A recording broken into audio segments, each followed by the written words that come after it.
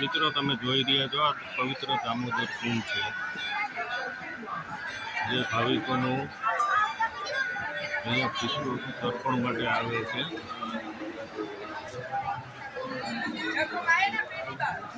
આ મોક્ષ પીપળો છે।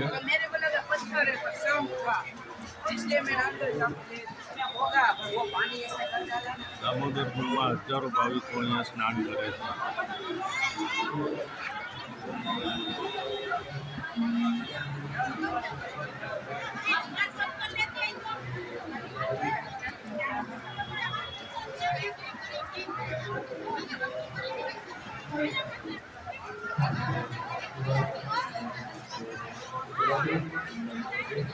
આખો છે રતૈયાની નગરી છે। અહીંયા હજારો ભાવિકો સ્નાન કરવા આવે છે।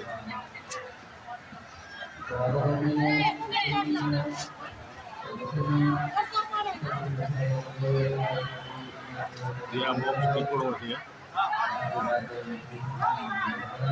આપ જોઈ શકો છો મોક્ષ પીપળો છે ત્યાં પવિત્ર।